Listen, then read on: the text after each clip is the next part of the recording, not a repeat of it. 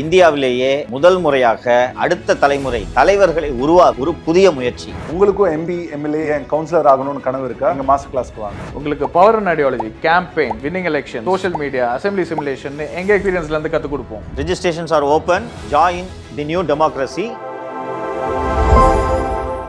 வணக்கம் சவுக்கு மீடியா நேயர்களே. இன்று அரசியல் தமிழ்நாட்டில் நடந்த முக்கியமான அரசியல் மற்றும் சமூக நிகழ்வுகளை பற்றி விவாதிக்க இருக்கிறோம். வாருங்கள் சார். வணக்கம் சார். வணக்கம் மாலதி. வணக்கம் நிதிஷ். சார், காவல்துறை காவல்துறையிலேயே ஊழல் தடுப்பு பிரிவு அப்படின்னு சொல்லிட்டு ஒரு பிரிவை சென்னை மாநகர காவல்துறை ஆணையர் அமல்ராஜ் சார் அவர்கள் தலைமையில் அறிமுகப்படுத்தியிருக்காங்க சார்.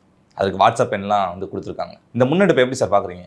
பொதுவாக சவுக்கு சங்கருக்கு வேலையை போலீஸை திட்டுறது, எப்போ பாரு போலீஸ் கூட பஞ்சாயத்து இழுத்துட்டு இருக்கிறது என்று ஒரு விமர்சனம் என் மீது உண்டு. அது உண்மைதான். என்ன காரணம் என்றால், நான் வளர்ந்ததே காவல்துறையில்தான், வளர்ந்ததும் காவல்துறையால் தான். இதன் காரணமாகவே எனக்கு காவல்துறையை கண்டு துளியும் பயம் கிடையாது. நீ இந்த நாட்டின் குடியரசுத் தலைவரை விமர்சனம் செய்யலாம், பிரதமரை விமர்சனம் செய்யலாம், முதலமைச்சரை விமர்சனம் செய்யலாம், ஏன் நீதிமன்றங்களை கூட விமர்சனம் செய்யலாம். ஆனால் போலீஸை விமர்சனம் பண்ணால் சும்மாவே விட மாட்டாங்க. அதுவும் தமிழ்நாட்டு போலீஸு. மற்ற மாநிலங்களை பற்றி எனக்கு தெரியாது. தமிழ்நாட்டில் இது ஒரு ட்ரெண்டு. ஏதாவது ஒரு பொய் கேஸை போட்டு ரிமாண்ட் பண்ணுவாங்க. ஆனால் எனக்கு இது குறித்தெல்லாம் அச்சமே கிடையாது. இதனால் வேறு யாருமே செய்ய துணியாத வேலையை செய்வது தான் எனக்கு பிடிக்கும். அதன் காரணமாக காவல்துறை அதிகாரிகள் செய்யும் தவறுகளை துளியும் தயக்கம் இல்லாமல் நான் விமர்சனம் செய்வேன், பொதுவெளியில் வைப்பேன், அவர்களை அம்பலப்படுத்துவேன். இதை என் கடமையாகவே செய்து வருகிறேன். அதற்காக இந்த காவல்துறை மீது நான் தீராத பகை கொண்டிருக்கிறேன் என்று பொருள் அல்ல. நான் வளர்ந்ததே போலீஸ் கார்ட் ரூமில். பலருக்கு தெரியாது இந்த விஷயம். 16 வயசில் வேலைக்கு சேர்றேன். என்னோடு பணியாற்றக்கூடிய சக அமைச்சு பணியாளர்கள்லாம் சராசரி வயது 40, எனக்கு வயசு 16. நான் எப்படி அவங்க கூட ஃப்ரெண்டாக இருக்க முடியும்? அதனால எங்கள் ஆஃபீஸ் வாசலில் எல்லா போலீஸ் வாசலையும் கார்டு இருக்கும். இந்த துப்பாக்கி பிடிச்சி நிற்பாங்கல்ல, அவங்களுக்குன்னு ஒரு ரூம் இருக்கும். அதில் 4 மணி நேரத்துக்கு ஒரு வாட்டி டியூட்டி மாறுவாங்கன்றதுனால அடுத்த டியூட்டிக்கு வரவங்க அங்கே தான் இருப்பாங்க. மாறிக்கிட்டே எப்போவும் ஆள் இருப்பாங்க. கான்ஸ்டபிளாக வரவங்க சின்ன பசங்களாக இருப்பாங்களா, எனக்கு 11 வயசுனா அவங்களுக்கு ஒரு 19 வயசு 20 வயசில் இருப்பாங்க. ஸோ கார்டு ரூம்லேயே தான் பெரும்பாலான நேரம் இருப்பேன். லஞ்சில் எல்லாம் எல்லோரும் முடிச்சுட்டு வெளியில் போய் எங்கள் ஆளுங்க உட்காந்து பேசிகிட்டு இருப்பாங்க. நான் போய் கார்டு ரூமில் உட்காந்துக்குவேன். அதனால் தான் அவர்களுடைய சிரமங்களுக்காக நான் அன்று முதல் இன்று வரை பேசி வருகிறேன். இதே காவல்துறையில் நல்ல முன்னெடுப்புகளை செய்யும்போது நான் பாராட்ட தவறியதே இல்லை. இப்படி ஒரு வரலாற்று சிறப்புமிக்க முன்னெடுப்பு இப்போது காவல்துறையில் நடந்திருக்கிறது. அதைத்தான் நிதிஷ் அவர்கள் குறிப்பிட்டார். சென்னை மாநகர காவல்துறையின் ஆணையர் திரு அமல்ராஜ் அவர்கள் ஒரு முன்னெடுப்பை செய்திருக்கிறார். இது ஏற்கனவே வேறு சில மாவட்டங்களிலும் இந்த முன்னெடுப்பு செய்யப்பட்டிருக்கிறது. ஆனால் இது எல்லாமே சம்பிரதாயமான முன்னெடுப்புகள். சொல்லுவாங்க, புதுசாக போன எஸ்பி யார் காசு வாங்கினீங்கன்னா என்கிட்ட சொல்லுங்கள் அப்படின்வாங்க, அப்புறம் அவரே வாங்கிட்டு இருப்பார். இதுதான் காலகாலமாக காவல்துறையில் நடப்பது. சென்னை மாநகர காவல்துறையில் இது போன்ற முன்னெடுப்புகளை எனக்கு நினைவு தெரிந்து யாரும் செய்ததில்லை. என்ன காரணம்னா, சென்னை சிட்டியோட ஜூரிஸ்டிக்ஷன் வாஸ்ட். 2021 தான் இந்த தாம்பரம் ஆவடின்னு தனியாக பிரித்தாங்க. அதுக்கு முன்னாடி அண்ணா சாலையில் ஆரம்பிச்சிங்கன்னா திருவொற்றியூர், சோழிங்கநல்லூர் தாண்டி பனையூரெல்லாம் தாண்டி ஜூரிஸ்டிக்ஷன் நீளும். அண்டு சென்னை மாநகர ஆணையராக வர வேண்டும் என்பது ஒவ்வொரு ஐபிஎஸ் அதிகாரியின் கனவு. ரொம்ப கஷ்டப்பட்டு சிஎம் வீட்டுக்கு முறவாசல்லாம் செஞ்சு நான் இந்த பதவிக்கு வந்திருக்கிறேன். இந்த கீழே வேலை செய்யக்கூடிய இந்த அதிகாரிகளை லஞ்சம் வாங்காதே என்று சொன்னால் ஏதாவது செய்து கவிழ்த்து விடுவார்கள், நம்மை முட்டு சந்துக்கு அழைத்து சென்று விடுவார்கள் என்று அவர்களை பகைத்து கொள்ள எந்த ஆணையரும் விரும்ப மாட்டார். நல்லா தெரியும், எல்லாரும் காசு வாங்கிட்டு இருக்கானுங்கன்னு தெரியும். கொஞ்சம் அப்படி கண்டிப்பாக இருந்து பார்ப்பாங்க. இவங்க என்ன பண்ணுவாங்க, ஏதாவது ஒரு மேஜர் கிரைமை நடக்க விட்டுருவாங்க. இல்லைன்னா ஏதாவது ஒரு விநாயகர் சதுர்த்தி ஊர்வலம்னு வச்சுக்கேன், ஒழுங்காக பந்தோபஸ்து பார்க்காம நடக்கட்டும்னு விட்டுட்டாங்கன்னா அடுத்த நாள் மாற்றிடுவாங்க கமிஷனரை, இல்லையா? இதனால் இந்த நாற்காலியை தற்க வைத்து கொள்ள வேண்டுமே என்பதற்காக கீழே இருக்கும் பணியாளர்களை எந்த ஆணையரும் பகைத்து கொள்ள மாட்டார். இதற்கு முன்பு இருந்த ஆணையர் எப்படிப்பட்ட ஆணையர் என்பதை நான் விரிவாக பல நிகழ்ச்சிகளில் பேசியிருக்கிறேன். இப்போது கூடுதலாக ஒரு தகவல் வந்தது, அதை சொல்லிவிடுகிறேன். அதிலிருந்து தொடங்குவது சரியாக இருக்கும். இந்த FL2 FL3 லைசன்ஸுக்கு பாருக்கெல்லாம் போவாங்கல்ல, இந்த ரெஸ்டோ பார், இந்த ஹரிச்சந்திரன் ஒருத்தர் தானே, அது போல் போனாங்கன்னா வழக்கமாக எல்லா கமிஷனரும் என்ன பண்ணுவாங்கன்னா, ஏன்ப்பா ஒரு அமௌண்ட்டு கொடுத்துட்டு லைசன்ஸ் வாங்கிட்டு போன்னு சொல்லுவாங்க. அருண் அப்படி அல்ல, அது பிடிக்காது. 50% பார்ட்னர்ஷிப்புக்கு வரியா, லைசன்ஸ் தர்றேன். இப்படித்தான் அருண் காலகட்டத்தில் தொடங்கப்பட்ட அத்தனை பார்களிலும் அவர் பங்குதாரர். அவரே சின் அண்ட் டானிக் என்று ஒன்று நடத்தி கொண்டிருந்தார். அதற்கு பிறகு தீஃபு, நோ நேம். அமல்ராஜ் என்ன செய்கிறார் என்றால், சென்னை மாநகரில் பணியாற்றும் அனைத்து உதவி ஆணையர்களையும் அழைக்கிறார். அழைச்சி மீட்டிங். இந்த பாருங்கள், இது வரைக்கும் இல்லாத வகையில் ஒரு சிஎம் நமக்கு கிடைச்சிருக்காரு. பாரபட்சம் பார்க்காம நடவடிக்கை எடுங்கன்னு நமக்கு முழு சுதந்திரத்தை அளித்திருக்கிறார்.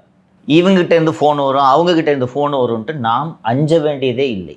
சுதந்திரமாக பொதுமக்களுக்காக நாம் பணியாற்றக்கூடிய ஒரு வாய்ப்பு நமக்கு கிடைத்திருக்கிறது. இதை நாம் பணியாற்றி பொதுமக்களுக்கு சேவை செய்ய வேண்டும். அதற்குத்தான் நாம் எல்லோரும் வேலைக்கு வந்திருக்கிறோம். இதுக்கு மேலே யாராவது காசு வாங்கினீங்கன்னு தெரிஞ்சிச்சுன்னா கடுமையான நடவடிக்கை எடுப்பேன். இந்த மெமோக்கு மூலம் கிடையாது, கடுமையாக இருக்கும் அந்த நடவடிக்கை. எஃப்ஐஆர் பண்ணி அரெஸ்ட் பண்ணிடுவேன், விஜிலன்ஸில் சொல்லி ரிமாண்ட் பண்ணிவிடுவேன்ட்டார். இல்லை நானே ரிமாண்டு பண்ணுவேன். ஏற்கனவே ஒருத்தர் ரிமாண்ட் ஆகி கஸ்டடியில் இருக்கார் தெரியுங்கள, யார்? புகாரி. இது மாதிரி செய்து விடுவேன் அப்படின்னு சொன்னதும் ஒரு சில உதவி ஆணையர்கள், ஸ்டேஷனுக்குன்னு செலவுலாம் இருக்குல்ல சார், அக்யூஸ்டுக்கு சாப்பாடு வாங்கி தரணும், டிசி வருவார், டிசிக்கு சாப்பாடு வாங்கி தரணும், திடீர்னு ஏடிசி பிரியாணி கேட்பார், வாங்கி தரணும். எதற்கும் நீங்கள் செலவு செய்ய வேண்டாம். அரசு பணி, காவல் பணி தொடர்பாக உங்களுக்கு என்ன செலவு வேண்டுமோ அதை கேளுங்கள், அரசிடமிருந்து நான் பெற்று தருகிறேன். ஸ்டேஷன் செலவுக்குன்னு மாதம் எல்லா ஸ்டேஷனுக்கும் ஒரு அமௌண்ட் கொடுக்குறாங்களா? அவங்க கொடுக்குறாங்க. உங்களை முக்கால்வாசி பேர் அதை செலவே பண்ணாமல் திருப்பி தர்றீங்க. ஏன்னா அதுக்கு பில்லுலாம் ரெடி பண்ணி அனுப்புறதுக்கு உங்களுக்கு அவ்வளோ கஷ்டம். அந்த செலவை எவன் தலையாக கட்டிட்டு சோம்பேறித்தனம் இந்த பணத்தை திருப்பி அனுப்புறீங்க. இனி இந்த வேலையை செய்யாதீர்கள். ஸ்டேஷனுக்குன்னு செலவுக்கு கொடுக்குற அமௌண்ட்டு பத்தலைன்னா கேட்டு வாங்குங்க. அரசு அனுமதித்த நேரத்தை தாண்டி ஒரு நிமிடம் சென்னையில் ஒரு பார் இயங்கக்கூடாது. அப்படி அவர்கள் அனுமதித்த நேரத்தை தாண்டி இயங்க வேண்டுமென்றால் அவர்கள் அரசுக்கு விண்ணப்பித்து 24 மணி நேரமும் பார் நடத்துவதற்கு அவர்கள் உத்தரவு பெறட்டும், அப்புறம் அனுமதிக்கலாம். பார்காரன் கொடுத்து நீங்களும் யாருக்கும் தெரியாது என்று நினைத்து வாங்கினால் நான் கண்டுபிடித்து விடுவேன். கண்டுபிடித்தால் 2 பேர் மீதும் நடவடிக்கை எடுப்பேன். ஒரு 50-60,000 கேஸு சென்னையில் மட்டும் பெண்டிங் இருக்குது. நான் 20,000-25,000 குறைச்சிருக்கிறேன். அதை குறைக்கிற வேலையை பாருங்கள். இந்த பந்தோபஸ்து டியூட்டிக்கு போனேன், அந்த பந்தோபஸ்து டியூட்டிக்கு போனேன், இதனால் எனக்கு வேலை செய்ய நேரம் இல்லை என்று நீங்கள் சொல்லும் கூற்றுகளை இனி நான் ஏற்றுக்கொள்வதற்கு இல்லை அப்படின்ட்டு அடுத்து நீங்கள் போங்க, அந்த பார் ஓனருங்கெல்லாம் கூப்பிடுங்க, வாங்க ராஜா, அரசிடம் அனுமதி பெற்று நீங்கள் பார் நடத்துகிறீர்கள். அரசு 11 மணி வரை உங்களை பார் நடத்த அனுமதிக்கிறது. 1 நிமிஷம் மேலே போனால் கேஸை போடுவேன், 2வது வாட்டி சீலை வச்சுருவேன். வேறு ஏதாவது தொந்தரவுன்னா எங்ககிட்ட சொல்லுங்கள். இல்லை நம்ம லிமிட்டு ஏசிக்கிட்ட நம்ம தனியாக செட்டிங்கை போட்டுக்கலாம், யாருக்கும் தெரியாது என்று நினைத்தால் உங்கள் மேலேயும் சேர்த்து கேஸ் போடுவேன். லஞ்சம் கொடுப்பதும் போட்டுரும். ஆனால் 11 மணிக்கு அப்புறம் தான் சார் சூடு பிடிக்குமே. இனி சூடுலாம் பிடிக்காது. சூடு பிடிக்க பொறுத்த உங்களுக்கு இவங்ககிட்ட பார் ஓனர்ஸ்லாம் சொல்லிவிட்டு டெடிக்கேட்டட் வாட்ஸ்அப் நம்பரை கொடுத்துட்டு கண்ட்ரோல் ரூம் ஏடிசியோ ஏசியோ யாரோ ஒருவரை நியமித்து நீங்கள் சென்னை மாநகரில் யாராவது உங்களிடம் லஞ்சம் கேட்டால் வாட்ஸ்அப் மூலமாக இதில் புகார் அனுப்புங்கள். வழக்கமாக இது போன்ற ஊழல் புகார்களை விசாரிப்பதற்கென்றே இருக்கும் துறை தான் லஞ்ச ஒழிப்புத்துறை. அங்கே போய் அவங்க எந்த லட்சத்தில் விசாரிப்பாங்கன்றது நம்ம இவ்வளோ நாளாக பார்த்துக்கிட்டு இருக்கோம். அங்கெல்லாம் அனுப்பல, நானும் போலீஸ் தான், நானே விசாரிக்கிறேன்ட்டார். என்ன அவங்களோட நான் நல்லாவே விசாரிப்பேன் என்று சொல்லிவிட்டார். திரு அமல்ராஜ் அவர்களுக்கு ஒரே ஒரு வேண்டுகோள், இதெல்லாம் ஓப்பனிங் நல்லா இருக்கும், எல்லாமே டிபார்ட்மெண்ட்டில் நான் 1991 பார்த்துருக்கேன். ஓப்பனிங் பிரமாதமாக இருக்கும், 6 மாதம். அதுக்கப்புறம் அந்த வாட்ஸ்அப் ஃபோன் எங்கே இருக்குன்னே தெரியாது. இல்லை என்றால் அந்த வாட்ஸ்அப்பில் வரும் புகார்களை விசாரிக்க வேண்டும் ஒரு அதிகாரி நியமிக்கப்பட்டிருக்கார் அல்லவா, அவர் மாமூல் வசூல் செய்ய ஆரம்பிப்பார். நான் ராஜா உன்னை பற்றி கம்ப்ளைண்ட் வந்திருக்கு, நேற்று தான் ஒருத்தர் வாட்ஸ்அப்பில் அனுப்பிச்சிருக்காரு அப்படின்னு இவர் மாமூல் வசூல் பண்ண ஆரம்பிச்சிடுவார். இதை தவிர்க்க வேண்டும். பீரியாடிக்கலாக கமிஷனரே இதோட ப்ராக்ரஸை ரிவ்யூ பண்ணணும். அண்ட் வாட்ஸ்அப்பில் புகார்கள் குவியும். நான் சொல்கிறேன், தமிழக காவல்துறையிலேயே சென்னை மாநகரம் ஊழலின் ஊற்றுக்கண்.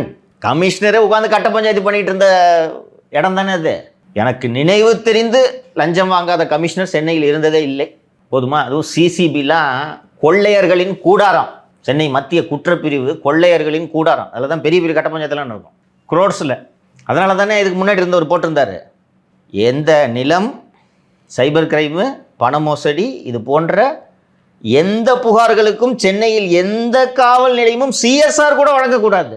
1 கோடிக்கு மேலே வந்துச்சுன்னா எல்லா கேஸுக்கும் 1 கோடிக்கு மேலே வந்துச்சுன்னா கூட ஒரு லாஜிக் இருக்குது, எல்லா கேஸுக்கும் போட்டிருந்தார். இப்போது இது ஒரு இனிஷியேட்டிவ். ஸோ இந்த ஆட்சி தானே இதை சாத்தியப்படுத்தியிருக்கிறது. சரியா? இதுக்கு முன்னாடி ஆணையர்களாக இருந்த ஜீவாலு, அருண், இவர்கள் எல்லோருமே சபரீசன் வீட்டுக்கு முறவாசல் செஞ்சு, உதயநிதி வீட்டில் முறவாசல் செய்து தான் இந்த பதவிக்கு வந்தார்கள். வந்ததனால் முறவாசல் செய்த வீட்டுக்கு விசுவாசமாக இருந்தார்களே ஒழிய மக்களுக்கோ காவல்துறைக்கோ அவர்கள் விசுவாசமாக இல்லை.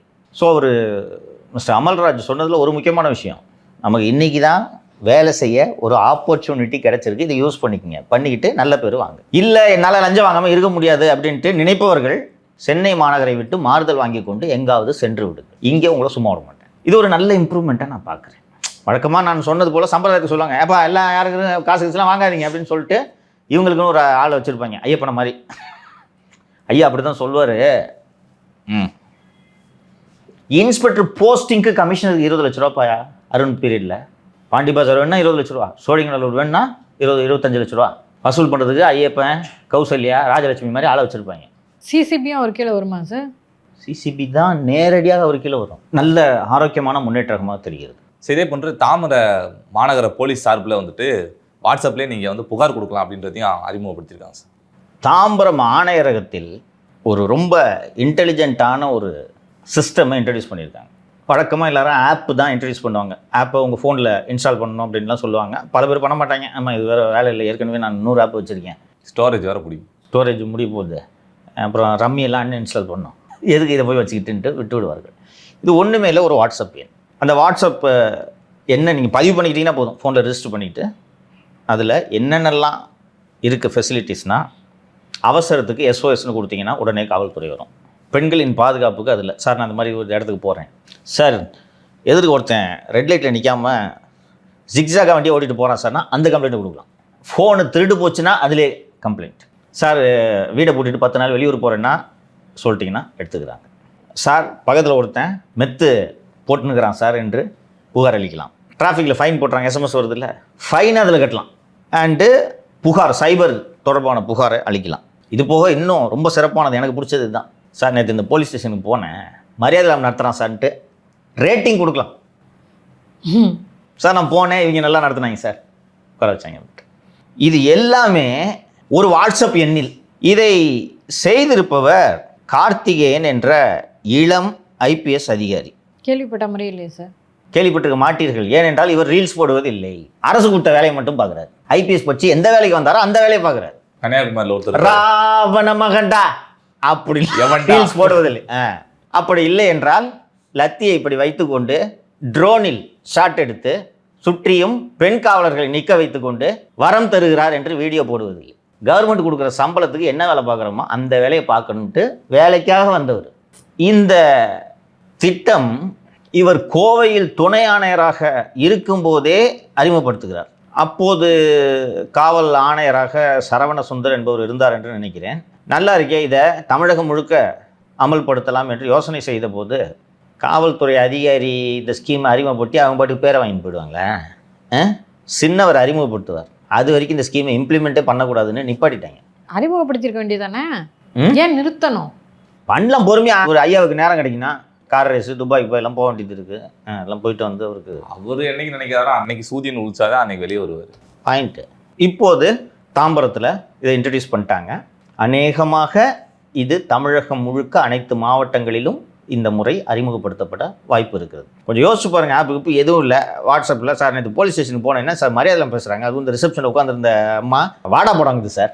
எனக்கு இது AI சிஸ்டம், அது வந்து அதான் வந்து ஆட்டோமேட்டிக்காக டிஸ்டர்ப் பண்ணி. ரொம்ப முக்கியமாக it is AI enabled facilitation இது, சரிங்களா? அதனால தான் அது கரெக்டாக அந்தந்த செக்ஷனுக்கு பிரித்து கொடுத்துரும். ஸோ இது போன்ற நல்ல முன்னெடுப்புகள் இந்த ஆட்சியில் நடக்கிறது. அதனால் உள்துறைக்கு பொறுப்பு வகிக்கக்கூடிய முதல்வருக்கும் ஒரு வாழ்த்துக்கள். இதன் தொடர்ச்சியாக இன்னொரு நல்ல விஷயத்தையும் பண்ணியிருக்காங்க சார். அரசு ஊழியர்கள்லாம் புலம்பிட்டு இருந்தாங்க, அமைச்சர் நிகழ்ச்சிக்கு வந்தால் சாமியானா போட சொல்கிறீங்க, தண்ணி கேன் வாங்கி தர சொல்கிறீங்க, பக்கோடா பக்கோடா வாங்கி தர சொல்கிறீங்க, முந்திரி பக்கோடா, திருத்தம் இவ்வளவும் சொல்கிறீங்க, அது காசெல்லாம் கொடுக்க மாட்டீங்க, நாங்களாக தான் எங்கள் கை காசை போடுறோம், இதில் லஞ்சம் வேறு வாங்கக்கூடாதுன்றீங்க அப்படின்னு சொல்லியிருந்தாங்க சார். இதற்காக சார் 6.85 கோடி தமிழ்நாடு அரசு சார்பில் ஒதுக்கியிருக்காங்க. உண்மையிலே மனதார விஜய் அவர்களை பாராட்டுகிறேன். இதற்கு பெயர் தான் சிஸ்டமிக் சேஞ்ச், அடிப்படை மாற்றம், கட்டமைப்பு மாற்றம். ஓகேவா? இதை காரணமாக காமிச்சது உண்மையிலே அந்த ரெவன்யூ அஃபிஷியல்ஸையும் ப்ளேம் பண்ணக்கூடாதுமா. நான் எனது நண்பர் விஓவாக இருக்கிறார். இந்த கோவிட் பீரியடில் வட இந்திய தொழிலாளிகள் அங்கே நிறைய பேர் தங்கியிருந்தாங்கல்ல, அவங்களாம் கஷ்டப்படுறாங்கன்னு சொல்லும்போது நீங்கள் இந்த செய்தியில் படிச்சிருப்பீங்க. அவர்களுக்கெல்லாம் 1.5 நாள் ட்ரெயினில் போகிறதுக்கு சப்பாத்தி, தக்காளி தொக்கு இதெல்லாம் ஆமாம் சார் செஞ்சு கொடுத்து அனுப்புனாங்கன்னு வீடியோ ஃபோட்டோலாம் வந்துச்சு. அப்போ என் ஃப்ரெண்டுக்கிட்ட மச்சான் எப்போ அதுக்கு ஏற்பாடு பண்ணுவேன் என்று நான் கேட்டபோது, மச்சான் பக்கத்தில் ரைஸ் மில் இருக்கும், அவர்கிட்ட சொன்னோன்னா 4 மூட்டை அரிசி கொடுப்பாரு. அவர் ஏன்டா உங்களுக்கு கொடுக்கணும்னு, இல்லைன்னா ஃபுட் இன்ஸ்பெக்டரை வச்சு தாலுக்கு சப்ளை ஆஃபீஸர் ஒருத்தர் இருக்கார் மச்சான், அவரை விட்டு கோடனுக்கு ரைட் அடி பண்ணிட்டான் அப்படின்னா. வேறு மற்றதுக்கெலாம் என்னடா பண்ணுவேன் அப்படின்னு சொன்ன உடனே பெரிய காய்கறி மண்டி இருக்கும் மச்சான், அங்கிட்டு போயிட்டு ஒரு மூட்டை தக்காளி கொடு அப்படின்ட்டு கேட்போம். அவர் ஏன்டா கொடுக்கணும் அப்படின்னு சொன்ன உடனே கோடவுனூரில் ஃபுல்லாக பூச்சியாக இருக்குது, பொதுமக்களுக்கு சுகாதார கேடுன்னு சொல்லிட்டு சீல் வைப்போம் மச்சான். அதுக்கு பயந்துட்டு கொடுத்துருவாருங்க. பாரு மச்சான், ஒரு விஷயத்தை புரிஞ்சுக்க, விஏ விட்ட வராமல் எவனுமே வாழ முடியாது, புரியுதா? எதுக்காக இருந்தாலும் இங்கே வந்து தான் ஆகணும். நான் இல்லைன்னா ரெவன்யூ இன்ஸ்பெக்டர் பார்த்துப்பார், ஆர்ஐ இல்லைன்னா டிடி பார்த்துப்பார், டிடி இல்லைன்னா தாசில்தார் பார்த்துப்பார். எப்படி மச்சான் கொடுக்காம இவங்க எல்லாம் தொழில் நடத்துவாங்க, எல்லாம் தொழில் நடத்த தான் விட்டுருவோமா அப்படின்ட்டு. பட் இவங்களுக்காக எடுத்துக்கல, இந்த தொழிலாளிகளுக்கு வேணும்னு சொல்லும்போது அரசு தானே ப்ரொவைட் பண்ணியிருக்கணும். ஸோ இப்படி தான் இந்த சிஸ்டம் இயங்குது, அவங்களையும் ப்ளேம் பண்ண முடியாது. நான் போய் ஒரு திடீர்னு அரசு விழா நடக்குது, இந்த மந்திரி கூடவே ஒரு 20 பேர் வருவாங்க, உணவு அருந்துற மாதிரி ஒரு இது இருக்கும். அன்னைக்கு பொதுமக்கள் வர்றாங்களா இந்த ஸ்கீமில் பார்ட்டிசிபேட் பண்ணுறதுக்கு, அவங்களுக்கு உணவாவது நீங்கள் கொடுக்கணும், டீ காப்பியாவது கொடுக்கணும். எங்கே போவாங்க? நிதி ஒதுக்கணுன்றது யாருக்குமே இது வரைக்கும் தோணலைல்ல. ஸோ இந்த ஃபண்டை நீங்கள் இதுக்கு ஒதுக்கிட்டீங்கன்னு வச்சுக்கோங்களேன், கலெக்டரேட்டில் ஃபண்டை ட்ரா பண்ணி வச்சுருப்பாங்க. வெட்டி கேஷ்ன்னு சொல்லிட்டு அங்கே எல்லா அலுவலகங்களிலும் கேஷியர்னு ஒருத்தர் இருப்பார், அவர்கிட்ட சொல்லிட்டு நாளைக்கு ஃபங்க்ஷனியா ஒரு 20,000 ரூபா எடுத்து கூடியானா எடுத்து கொடுத்துட்டு வவுச்சர் கொடுத்துட்டீங்க, வேலை முடிஞ்சு. இதை சாக்காக வைத்துக் கொண்டு நீங்கள் வசூல் செய்யாமல் இருப்பீர்கள் அல்லவா? இது ஏன் இத்தனை வருஷமாக யாருக்கும் பண்ணணும்னு தோணல? பொது வெளியில் இது போன்ற தகவல்கள்லாம் வந்த உடனே இதுக்காக ஒரு அமௌண்ட்டை தூக்கி ஒதுக்கி ஏன்பா இதை வச்சு செலவு பண்ணுங்கப்பா என்று சொல்லியிருக்கிறார்கள். உண்மையிலே இது பெரிய மாற்றம். இது இப்போ இதுக்கு முடிஞ்ச பிறகு திருப்பி அதிமுக கட்சியே இருக்காது, திமுக வாய்ப்பு இல்லை. ஒருவேளை இன்ப நிதி முதல்வர் ஆகிறார். நீங்க தப்பா சொல்லிக்கிட்டீங்க. ஏன்பா? அண்ணன் நடிகர் தனுஷ் அவர்கள் உள்ள இறங்க போறாரு. சரிப்பா உன் ஆசையை ஏன்பா விடுவான்? தனுஷ் முதல்வர் ஆகிறாருன்னு வச்சுக்கேன், அவராலையும் இந்த சிஸ்டத்தை மாற்ற முடியாது. சரியா? போதுமா? ஸோ எந்த அரசு வந்தாலும் இதை மாற்ற முடியாது. நான் ஏற்கனவே 8 நம்பர் வர்றதுக்கு ஒரு 94 ஒருத்தர் பண்ணாருன்னு சொன்னேன்ல, அதுபோல் இதுதான் சிஸ்டமிக் சேஞ்ச். அதனால் மனதார பாராட்டலாம், நல்ல திருத்தங்கள் இதெல்லாம். சார் எப்பயும் நியூஸ் தான் ஏதாவது பேசுவான், ஏதோ ப்ரொமோஷன் ஆர்டர் அனுப்பிடுறீங்க, நான் யாருக்கு சார் எதுவும் தெரிஞ்சவங்களுக்கு எதுவும் ப்ரொமோஷன் போட போகிறாங்களா? யாருன்னே தெரியாது தம்பி, ஒரு ப்ரொமோஷன் ப்ரொசீடிங்ஸ் அது. அதாவது இத்தனை பேருக்கு இந்த பதவியிலேருந்து இந்த பதவிக்கு பதவி உயர்வு என்ற ஒரு பட்டியல் எனக்கு இந்த வாட்ஸ்அப்பில் அனுப்பிச்சு, நான் இந்த துறையில் பணியாற்றுகிறேன், இந்த பட்டியலில் இருக்கிற யாருமே காசு கொடுக்கல, இது மாதிரி இத்தனை வருஷத்தில் எங்கள் டிபார்ட்மெண்ட்டில் நடந்ததே இல்லை. இந்த ப்ரொமோஷனுக்கும் கெஞ்சணும், ப்ரொமோஷன் ஆன பிறகு என்னை இந்த போஸ்டிங்கில் போடுங்கன்றதுக்கும் கெஞ்சணும். இந்த மாதிரிலாம் நடந்ததே இல்லைண்ணா, எனக்கு சந்தோஷமாக இருக்குதுண்ணா அப்படின்னு சும்மா எனக்கு தகவல் பரிமாறுவதற்காக அவர் அனுப்பியிருந்தார். இந்த அரசின் பாராட்டு லிஸ்ட்டில் இதையும் சேர்த்து கொள்ளலாம் என்று. ஒரு சாதாரண ஊழியர், நான் அதுக்கு பின்னாடி இருக்க எண்ணத்தை புரிஞ்சுக்கிறேன். அந்த ஊழியருக்கு சந்தோஷம் தாங்கலை, எங்கள் டிபார்ட்மெண்ட்டில் பாருங்கள் காசு வாங்காமல் ப்ரொமோஷன் போட்டிருக்காங்க. இதே அந்த நிர்மல்குமார் அவர்கள் சார்பில் மின்சாரத்துறையில் ப்ரொமோஷன் பாராட்டினாங்க. ஆமாம் தம்பி, இதெல்லாம் வரவே வராது, புரியுதா? பேனல் அப்ரூவ் ஆகிடும், அப்ரூவ் ஆன பிறகு போஸ்டிங் போடணும்ல. இப்போ நீ ஜூனியர் அசிஸ்டன்ட்லேருந்து அசிஸ்டன்ட் ஆகணும்னா அசிஸ்டண்ட்டாக ஒன்று ஒரு இடத்துல போடணும், அசிஸ்டன்ட் சூப்பரண்ட் ஆகணும், சூப்பரண்டாக ஒரு இடத்துல ஒன்று போடணும். சூப்பரண்டாக என்ன இந்த இடத்துல போடுன்றதுக்கு காசு, அசிஸ்டன்ட்லேருந்து சூப்பரண்ட் பேனலில் என்ன சேருன்றதுக்கு காசு, அதுக்கப்புறம் இந்த கோப்பை நவுத்துறதுக்கு காசு. இந்த துறை அதிகாரிகள் வாங்கி கொண்டிருந்ததெல்லாம் போய் ஒரு 15-20 வருஷத்துக்கு முன்னாடியே மந்திரி லெவலில் காசு வாங்க ஆரம்பிச்சிட்டாங்க. சாதாரண ப்ரொமோஷனுக்கு அரசு ஊழியருக்கு ப்ரொமோஷன்றது உரிமை, அதை கொடுக்கறது காசு. என்னன்னா நீ போய் அங்கே வாங்க தானே போகிற, குடியே இல்லை ப்ரொமோஷன் கிடையாது இப்போ. ஸோ இதெல்லாம் நல்ல மாற்றங்கள். நேற்றைக்கு முன்தினமும் பத்திரப்பதிவு துறையில் கூடுதல் ஐஜிக்கள் பதவி உயர்வு அளித்திருக்கிறார்கள், அதுவும் இது மாதிரி பணம் வாங்காமல் நடந்திருக்குது. இதெல்லாம் நல்ல மாற்றங்கள். இப்போ ஏடிஎம்கே வந்துருந்துச்சுன்னா இது நடக்கும்னு நினைக்கிறியா? உண்மையிலே இது நல்லா இருக்கு, பட் இது தொடருமா அப்படின்றதே எனக்கு. நேற்று ஏதோ ஒரு நிகழ்ச்சியில் பேசும்போது சொன்னேனே, அங்கே கூடியிருக்கிற உங்கள் ஒவ்வொருத்தருக்கும் இதுக்கு பொறுப்பு இருக்குன்னு சொன்னேன். நான் பிகைண்ட் வுட்ஸ் நிகழ்ச்சியில் தான் நினைக்கிறேன். உங்கள் ஒவ்வொருத்தருக்கும் பொறுப்பு இருக்குது. உங்கள் அரசுன்னு நீங்கள் இதை நினச்சிங்கன்னா இந்த அரசு ஒழுங்காக நடத்த வேண்டியது உங்கள் கடமை. எங்கே தப்பு நடக்குதோ நீங்களே எழுதுங்க. சமூக வலைத்தளத்தில் எல்லார் கையிலையும் ஃபோன் இருக்குல்ல, எழுதுங்க. அதை இந்த அரசு கவனத்தில் கொண்டு திருத்திக் கொள்கிறது. அதனால் இது நல்ல அரசு. அடுத்ததா இந்த செங்கல்பட்டில் இருக்க ஒரு 200 ஏரிகளை தூர்வாரணும்னு சொல்லிட்டு சுமார் 16 கோடிக்கு டெண்டர் விட்டு பூமி பூஜையெல்லாம் போட்டாங்களா சார்? ஆனால் இன்ன வரைக்கும் தூர்வாரவே இல்லை அப்படின்னு சொல்லிட்டு இன்னைக்கு தினமலரில் செய்தி வந்திருக்கு சார். நீர்வளத்துறை அமைச்சராக யார் இருந்தாங்க போன கவர்மெண்ட்டில்? துரைமுருகன் அவர்கள். துரைமுருகன் கிட்டத்தட்ட 90களை நெருங்கி விட்டார். இந்த வயசில் ஒரு பிடிச்சி ஜெயிலில் வைக்கணுமான்னு எனக்கு மனசு கொஞ்சம் சங்கடமாகத்தான் இருக்கிறது. ஆனால் அந்த ஆளுக்கு பேராசை இப்போயாவது நிற்கிதா? சரிங்க, அந்த தொகுதியில் கும்பிட்டு கொள்ளையடிக்கிறார்ல சார், கூட வேலை அவன் காசு கொடுக்க முடியல, ஒத்த பைசா கொடுக்க மாட்டாரா சார்? கொடுக்க மாட்டார். சரியான கப்பி, அந்த குடும்பமே கப்பி. இப்போ என்னங்க சார், அவர் தான் தோத்துட்டாரு. இல்லைம்மா, இது கடந்த ஆட்சியிலம்மா 16 கோடிம்மா ஏரியை தூர்வாடுறதுக்குமா. 2025 மேலே போய் பூஜை பண்ணியிருக்காங்க. பூமி பூஜையெல்லாம் போட்டாங்கன்னா பணம் ஒதுக்கப்பட்டுச்சுன்னு தானேம்மா அர்த்தம். அதுக்கப்புறம் 2 மழை வந்துருச்சுமா. இந்த ஏரியை தூர்வாரினீங்கன்னா அந்த மழை நீர் அதில் சேகரிக்கப்படும். அதுக்கு தானே இந்த வேலையை. இதில் தினமலரில் தான் இந்த செய்தி வந்திருக்கு. செங்கல்பட்டு மாவட்டத்தில் மட்டும் 50 ஏரிகளை தூர்வாரி சீரமைக்க 115 கோடி ரூபாய் மதிப்பீட்டில் DPR detailed project report ready பண்ணியிருக்காங்க. ஏரிகளை தூர்வாரி இது பண்ணாலே மழை தண்ணி தேங்குச்சுன்னா சுத்துப்பட்டு கிராமத்துக்கு பூரா நிலத்தடி நீர் உயரும். நிலத்தடி நீர் உயர்ந்துச்சுன்னா குடிநீர், விவசாயம் எல்லாவற்றுக்கும் பயன்படும். இந்த அரசு இது ஒதுக்கி இருக்கிறார்கள் என்பதே ஒரு வரவேற்க தகுந்த விஷயம்தான். இந்த டெண்டர் ஒரு புறம் இருக்கட்டும். ஏற்கனவே நான் இது பற்றி நமது நிகழ்ச்சியில் குறிப்பிட்டிருந்தேன். மாநில குற்ற ஆவண காப்பகம், ஸ்டேட்டு கிரைம் ரெக்கார்டு பியூரோ, அந்த பியூரோ மத்திய அரசின் திட்டம் ஒன்றை செயல்படுத்தி வருகிறது. நான் ஏற்கனவே அந்த திட்டத்தை பற்றி சொல்லியிருந்தேன்.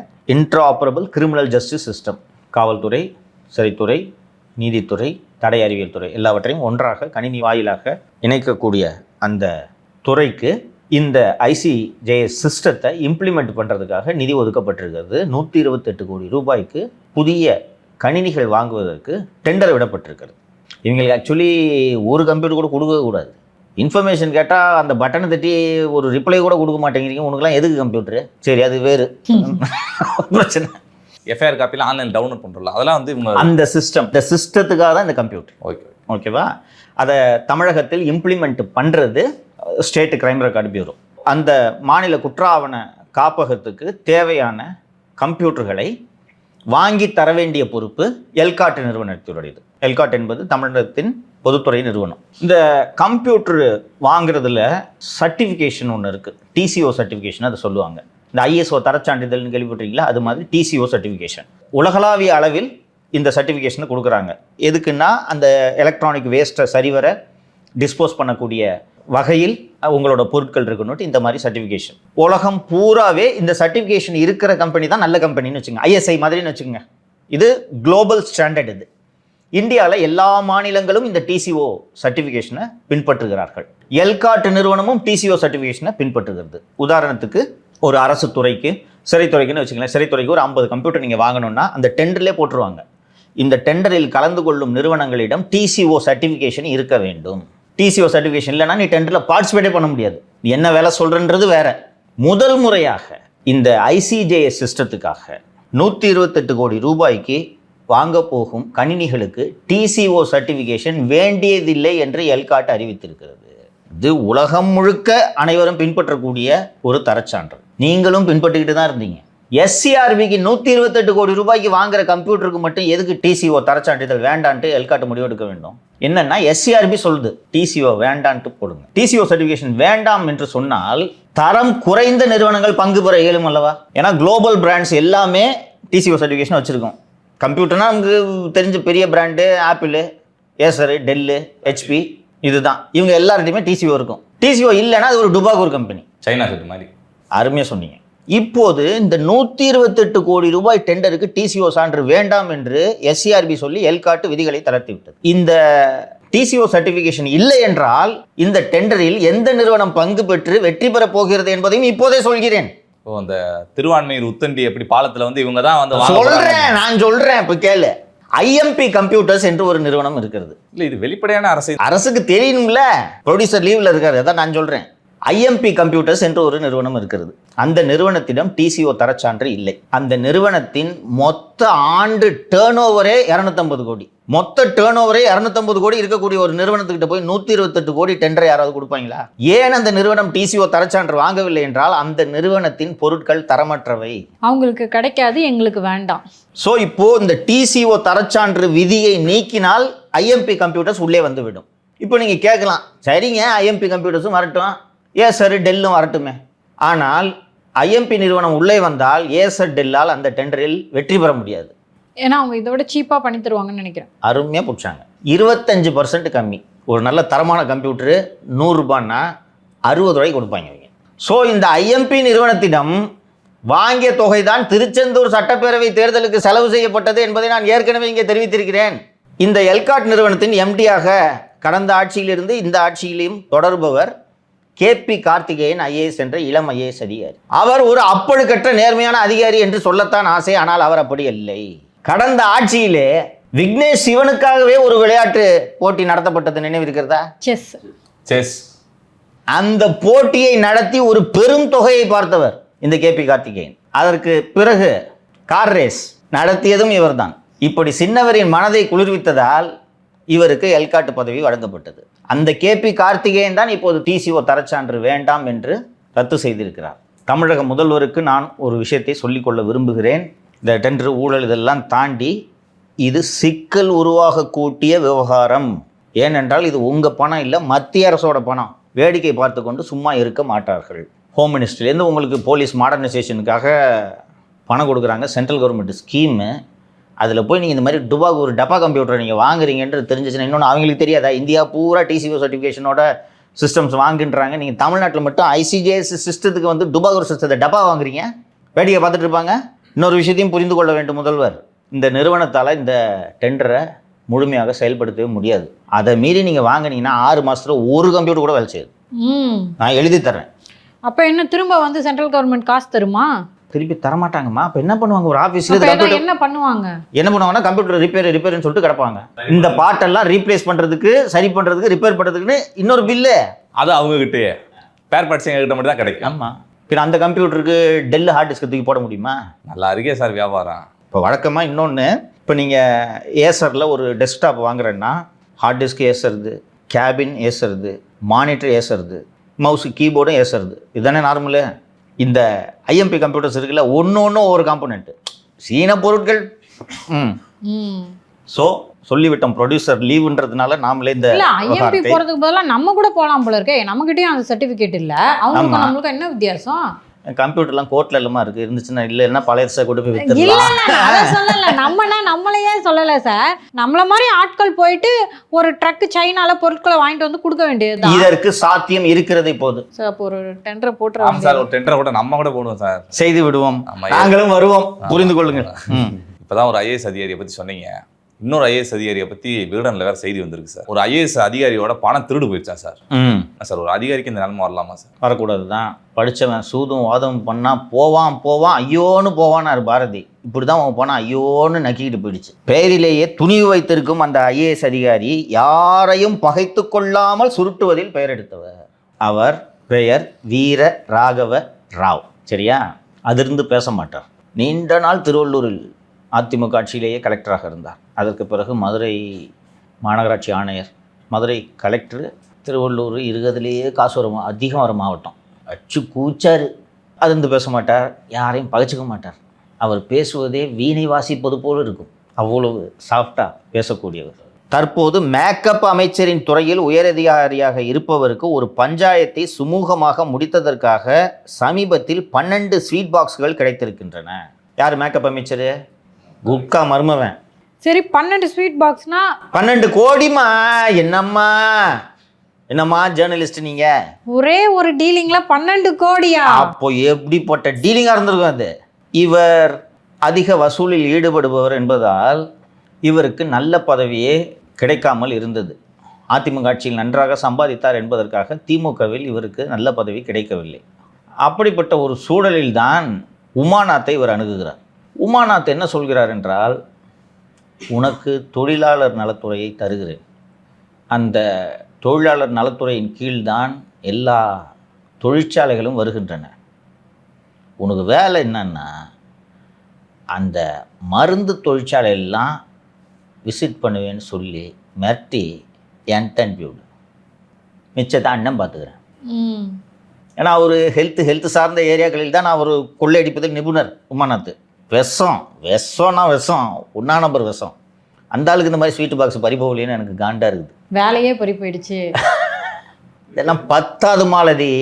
இவனுங்கெல்லாம் ஜெயிலுக்கு போன மாலதி. 500 ரூபா வாங்குற விஓ தூக்கி ரிமாண்ட் பண்ணுறீங்க. துணிவு கொண்ட இந்த அதிகாரி இந்த மேக்கப் தம்பிக்கு தெரியாமல் தான் நினைக்கிறேன், ஸ்வீட் பாக்ஸை வாங்கி ஆந்திராவுக்கு ஒரு தெரிந்தவர் மூலமாக கொடுத்து அனுப்பியிருக்கிறார். தெரிந்தவருக்கு உள்ளே என்ன இருக்கிறது என்பது தெரிந்திருக்கிறது. ஆந்திரா செல்லும் வழியிலே இறங்கி விட்டார். அந்த ஸ்வீட் பாக்ஸுகளோட வா. அப்புறம் சும்மா இறங்குவாங்களா? இறங்கியதோடு இல்லாமல் செல்போனை சுவிட்ச் ஆஃப் செய்து விட்டார். இதுதானே உலக வழப்பா? அவர் செய்ததும் இவருடைய பேட்ச்மேட்டு ஐபிஎஸ் அதிகாரிகள் இருப்பார்கள் அல்லவா, அவர்களிடம் சொல்லி, நீங்கள் சாகுவுக்கு தங்கத்தை பிடிச்சி கொடுத்தீங்கல்ல, அது மாதிரி எனக்கும் ஆள் அனுப்பி பிடிச்சி கொடுங்க, இதான் அவன் நம்பரு, இங்கே சுவிட்ச் ஆஃப் பண்ணிட்டான் என்று சொன்னதும் அவர்கள் இப்போ அருண் ஒரு ரவுடி இருந்தான், எது வேணாலும் செய்வான், போலீஸையே கூலிப்படை போல பயன்படுத்தி கொண்டிருந்தான். நாங்கள் அதெல்லாம் இப்போ பண்ணுறதுல ஆட்சி மாறிடுச்சு, எங்களெல்லாம் இதில் இன்வால்வ் பண்ணாதீங்கன்னு சொன்ன உடனே இவர் இதில் ஜூனியர் என்ன வந்திருக்குன்னா, புதிய ஆட்சி பொறுப்பேற்றிருக்கிறது, சட்டமன்றம் கூடியிருக்கும் நேரத்தில் ஏதாவது பிரச்சனையானால் சிக்கலாகிவிடும் என்று காக்கிகள் ஒதுங்கிக் கொள்ள தனக்கு தெரிந்த ரவுடிகளிடம் அடைக்கலமாகிவிட்டார் துணிவு அதிகாரி. துட்டை ரெக்கவரி பண்ண யாரெல்லாம் யூஸ் பண்ணுறாங்க தெரியுதா? இப்போது ஸ்வீட் பாக்ஸ்களை கொண்டு சென்ற நபரின் குடும்பத்தினரை தேடி கண்டுபிடித்து மிரட்டுகிறார்களாம் அந்த ரவுடிகள். நான் கேட்டேன் சமீபத்தில் ஒருத்தர்கிட்ட, எனக்கு அப்போ அதை கேட்கும்போது தான் எனக்கு ரொம்ப வியப்பாக இருந்தது. இல்லை சார், இந்த மாதிரிலாம் பணம் ரெக்கவரி பண்ணுறதுக்கு ஆள் இருக்காங்க சார். எப்படி சார் ரெக்கவரி பண்ணுவீங்க அப்படின்னு. அதெல்லாம் ஆள் இருக்காங்க சார், 20% கொடுக்கணும் சார், கொடுத்தா ஊட்ட பொண்ணு தூக்கிட்டு வந்துடுவாங்க சார்ன்றாங்க. ஸோ இப்போ இந்த ரவுடிகள்லாம் ஏதாவது தப்பு பண்ணுறாங்கன்னு வைங்களேன், இவங்கெல்லாம் எப்படி போய் போலீஸ் பிடிக்கும்? இவங்களாம் ஒன்றும் மண்ணுமா இருக்காங்களே, இவருக்கு ஒரு பிரச்சனை அவங்க பார்க்குறாங்க, அவருக்கு ஒரு பிரச்சனை இவங்க பார்க்குறாங்க. இதில் பிரச்சனை ஆகும்போது தான் அந்த ரவுடியை என்கவுண்டர் பண்ணுறது. ஒன்று மண்ணா தான் இருப்பாங்க, இவங்களுக்கு பிரச்சனை ஆகும்போது தான் என்கவுண்டர் பண்ணுறது. பிறகு அந்த ரவுடி வெளியில் சொல்லிடுவேன், இல்லை எங்கேயாவது போய் பாரில் குஷ்ட்டு உளறிட்டான்னு வச்சுங்களேன், இந்த மாதிரி ஐயாவுக்கு நான் தான் ரெக்கவரி பண்ணி கொடுத்தேன்னு ஏதாவது உளறிட்டான்னு வச்சுங்களேன், டப்புன்னு அவனை பிடிச்சி 20 கிலோ கஞ்சா வச்சு உள்ளே போட்டு குண்டாஸ். வீரராகவ ராவ் அவர்களின் சாமர்த்தியம் எப்படி என்றால், தொழிலாளர் நலத்துறை அமைச்சராக இருந்த CV கணேசனுக்கு 10 பைசா கொடுக்காம இவரே அடிச்சிடுவார். நல்ல காசியம் திமுக காரனுக்கே உபூதி அடிச்சிருக்காருன்னா எப்படிப்பட்ட தில்லாலங்கடி. அதான் பரவேசன் நினைப்பாருன்னா 12 கோடியா அடிச்சிருக்க அப்படின்னு. அப்படிப்பட்ட தில்லாலங்கடி அதிகாரிய இந்த அரசு எதுக்கு அதே பதவியில் தொடர அனுமதிச்சிருக்கு? எல்லாரையும் மாற்றினீங்கல்ல, மாற்றாமல் அதே பதவியில் தொடர அனுமதித்ததால் தானே இந்த 12 ஸ்வீட் பாக்ஸ் வாங்கியிருக்காரு. கொடுக்க வேண்டிய இடத்துல கொடுத்தா எங்கே மாறுதல் நடக்கும்? இதுவும் காரணம். தம்பியும் கரெக்டாக பிடிச்சிட்டு அப்படி இந்த கோழி 2க்கும் தீனி போட்டிருப்பாருன்னு நினைக்கிறேன். அதான் மேட்ரு. அதோடு சேர்த்து இன்றைக்கி டீ கடை பெஞ்சில் ஒரு செய்தி வந்திருக்கிறது. கோட்டை பாதுகாப்பில் கோட்டை விடும் போலீஸ் அதிகாரி அப்படின்னு. பப்ளிக்லாம் செக்ரட்டரியேட்டுக்கு உள்ளே வர்றாங்கல்ல, அதில் நிறைய பேர் உள்ளே போய் திடீர்னு மண்ணெண்ணெய் ஊற்றிக்குவாங்க. நான் சொன்னேன்ல, இது மாதிரி இந்த கிறுக்குத்தனம்லாம் நிறைய பண்ணுவாங்க. இப்போலாம் அதான் ரீசெண்டாக கூட வந்து பையங்க எல்லாம் செக் பண்ணி தண்ணி இருந்தால் கூட அதை குடிச்சு பார்த்துட்டு தான் பண்ணணும் அப்படின்னு சொல்லிட்டு இதெல்லாம் பண்ணிட்டு இருந்தாங்க. அந்த மாதிரிலாம் யாரும்லாம் நடக்கலை, பாதுகாப்பு குறைபாடே கிடையாது, ஊடகத்தினர் தான் தேவையில்லாமல் பிரச்சனை பண்ணுறாங்கன்னு சொல்லிட்டு மீண்டும் கோட்டை பாதுகாப்பில் கோட்டை விடுகிறார் அப்படின்ட்டு எந்த அதிகாரியை பற்றி சொல்லியிருக்காங்கன்னா, சுந்தர வடிவேல்னு ஒரு அதிகாரியை சொல்லியிருக்காங்க. ஒரு I think he's an IPS officer. அவருடைய பெருமைகளையும் அதிலே போட்டிருக்கிறது. இவர் பாரிமுனையில் பூக்கடையில் பணியில் இருந்தபோது வழிப்பறி செய்து மீட்கப்பட்ட மொபைல் போன்களை பொதுமக்களிடம் ஒப்படைக்காமல் தானே வச்சிருந்தார். எந்த கட்சி ஆட்சிக்கு வருதோ அந்த கட்சியின் விசுவாசியாக மாறிடுவார், இப்போதும் அதே போல் தான் செயல்படுகிறார் அப்படின்ட்டு சுந்தர வடிவேல் அவர்களை பற்றி இந்த செய்தி வந்திருக்கிறது டீ கடை பெஞ்சில். ஃபோன் கதை என்ன சார், புரியவே இல்லை. உதாரணத்துக்கு ஒன்றும் இல்லை, இப்போ சேட்டு சார் என் போனை வாங்கி வச்சுக்கிட்டு நீதிமன்றமே தாரஞ்சுனா கூட தரது கிடையாது. அது போல தான். அது மாதிரி பப்ளிக்கிட்டேருந்து ரெக்கவரி ஆகிற அந்த மொபைல் ஃபோன்ஸை பப்ளிக்கிட்ட தானே ரிட்டர்ன் பண்ணணும். ரிட்டர்ன் பண்ணாமல் இவர் வச்சுக்கிறது. தனியாக மொபைல் கடை எங்கேயாவது வச்சிருப்பார் போல இருக்கு. அதை கொண்டு போய் மொபைல் கடையில் விற்றுருவார். விற்றுட்டு போனே கொடுக்குறியா அப்படின்றது. திரு உதயநிதி அவர்களின் வலது கரம் இல்லை இடது கரமான்னு தெரியல, திரு ரத்தீஷ் காணாமல் போயிட்டாரு. இன்னும் தேடிட்டு இருக்காங்க போல இருக்கு. எங்க சார் இருக்காரு?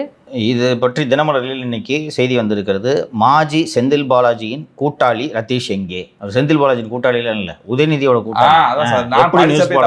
தினமலர் எடிட்டர் சார் பாருங்க, வேணுக்குனே ஹெட்லைன் தப்பா போடுறாங்க. ஆமா, இதே மாதிரி தான் வந்து போன முறை வந்துட்டு செய்தி எதிரொலினால வந்து உதயநிதி வந்து ஆக்ஷன் எடுத்து போய் சிறையில் போய் பார்த்துட்டு வந்தாருன்னு சொல்லிட்டு தவறான செய்தி போட்டாங்க. இவர் ரத்தீஷ் எங்கே என்று லஞ்ச ஒழிப்பு போலீஸ் தேடுகிறதாம். லஞ்ச ஒழிப்பு போலீஸ் ஏன் தேட வேண்டும்? ரத்தீஷ் இங்கே இல்லை, ரத்தீஷ் லண்டனில் இருக்கிறார். நான் சொல்கிறேன், ரத்தீஷ் மீது இதுவரை லஞ்ச ஒழிப்புத்துறை ஏன் லுக் அவுட் சர்க்குலர் விடவில்லை? அந்த சீக்கு கோழியும் வெளிநாட்டுக்கு போன பிறகு தான் லுக் அவுட் சர்க்குலர் விட்டீங்க, கரெக்டாக? அதுவும் நம்ம சொன்ன பிறகு. இப்போ ரத்தீஷுக்கு ஏன் லுக் அவுட் சர்க்குலர் விடல? இங்கே ஏர்போர்ட் என்ட்ரிஸை பார்த்தீங்கன்னா ரத்தீஷ் இந்தியாவில் இல்லைன்றது தெரியும். ரத்தீஷோட பாஸ்போர்ட் ஆக்டின் படி செக்ஷன் 10 படி ரிவோக் பண்ணுறதுக்கு நடவடிக்கை ஏன் எடுக்கவில்லை என்பதை நான் சொல்கிறேன்.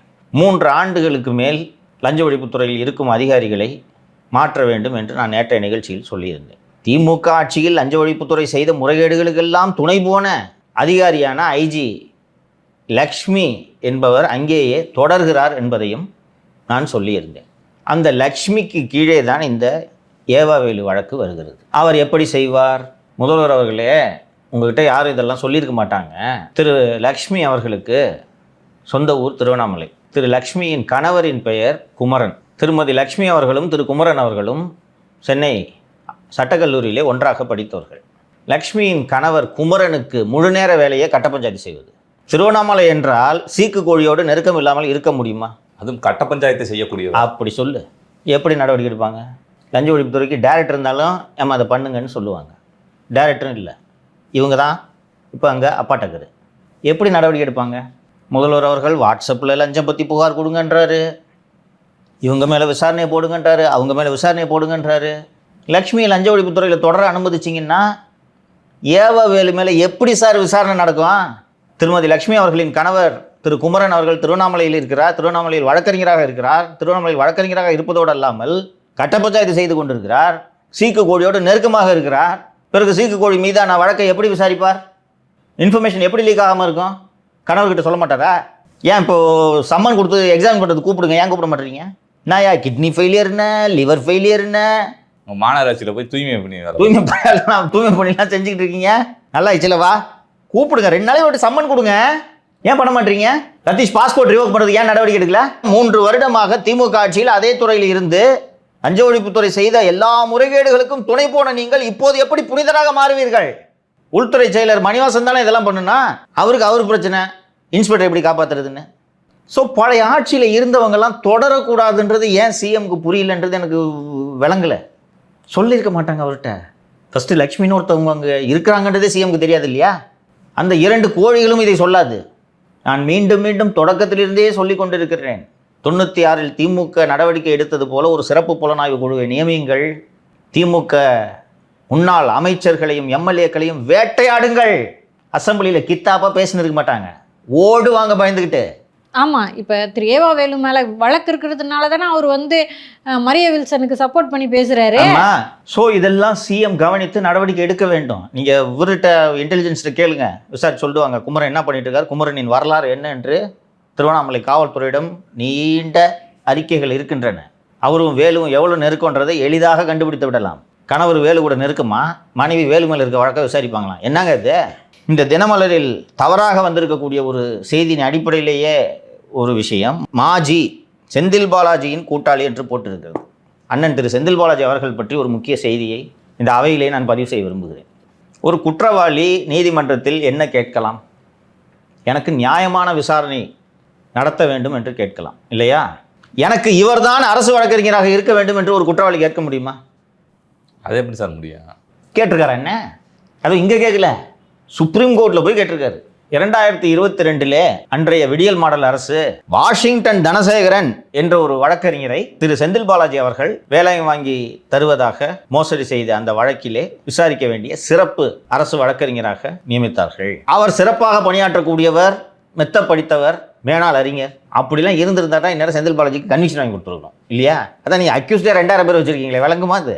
அப்படி மெத்த படித்தவர் அரசு வழக்கறிஞராக இருக்கக்கூடிய சூழலிலே புதிதாக பொறுப்பேற்றுள்ள அரசு செந்தில் முருகன் என்பவரை அரசு வழக்கறிஞராக நியமித்துள்ளது.